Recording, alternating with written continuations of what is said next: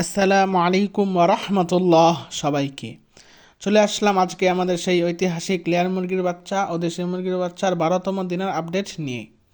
আপনারা দেখতেই পারতেছেন, আলহামদুলিল্লাহ আমার মুরগির বাচ্চাগুলো খাবার খাচ্ছে। আজ আমি 12টা দিন ধরে মুরগির বাচ্চাগুলোকে লালন পালন করতেছি। আলহামদুলিল্লাহ এখন পর্যন্ত একটা মুরগির বাচ্চা অসুস্থ হয় নাই। শুধুমাত্র যে মুরগির বাচ্চাটা লাস্টে ফুটেছিল সেটা একটু দুর্বল ছিল, কিন্তু ওটাও আলহামদুলিল্লাহ এখন সুস্থ।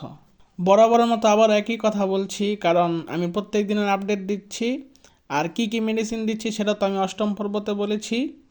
আপনারা যদি ভিডিওটি না দেখে থাকেন, এখানে আমি একটা ছবি দিচ্ছি, এই ছবিটা দেখেন। আর এই যে এখানে আই বাটনে আমি লিঙ্ক দিয়ে দিচ্ছি, আপনারা এই লিঙ্কে ক্লিক করে ভিডিওটা দেখে নেবেন। আপনারাও যদি সুস্থভাবে মুরগির বাচ্চা লালন পালন করতে চান, তাহলে আমাদের নিয়মটি ফলো করুন, ইনশাআল্লাহ আপনার একটা মুরগির বাচ্চাও মারা যাবে না। তারপরে এই যে দেখেন আজকের আবহাওয়া আলহামদুলিল্লাহ অনেক সুন্দর, মাশাআল্লাহ। আজকের আমার মন মেজাজ অনেক ভালো, আর মুরগিরও মন মেজাজ অনেক ভালো, সবাই ফুরফুরা অনেক, কারণ আজকের আবহাওয়াটা অনেক ভালো। এই যে দেখেন কি সুন্দর, মাশাআল্লাহ, নীল আকাশ। এতদিন আপনাদের খালি মেঘলা আকাশ দেখাইছি, আজকে আলহামদুলিল্লাহ পুরা পরিষ্কার আকাশ, একবারে পরিষ্কার নীল চকচক করতেছে আকাশ। তারপরে এই যে দেখেন দুই সাদা সুন্দরী মুরগি এখানে কি জানি খাচ্ছে। আর যারা আমার আগের ভিডিওগুলো দেখেছেন তারা জানেনই যে আমি সাদা সুন্দরী মুরগির নিচে দেশি মুরগির বাচ্চাগুলো ফুটিয়েছিলাম।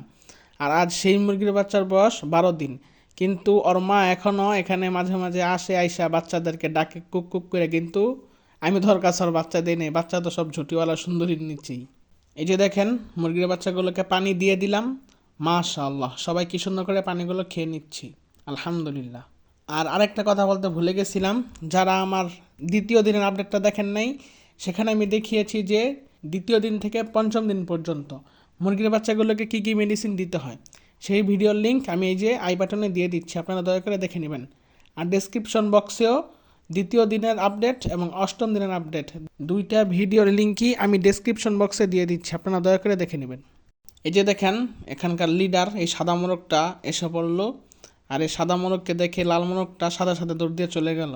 আর মুরগির বাচ্চা যে ফিডগুলো খায়নি, আমি সেই ফিডগুলো গোলাপি সুন্দরীকে আর সাদা সুন্দরীকে দিয়ে দিছি। যদি কোনো কিছু বুঝতে অসুবিধা হয় তাহলে আপনারা কমেন্ট করে জানাবেন।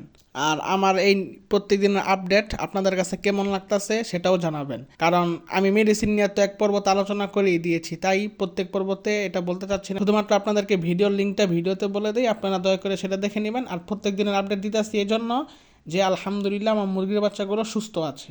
আর হ্যাঁ, আরেকটা গুরুত্বপূর্ণ কথা আছে, কয়েকদিনের মধ্যেই আমি আমার মুরগির বাচ্চাগুলোকে ভ্যাকসিন দেব।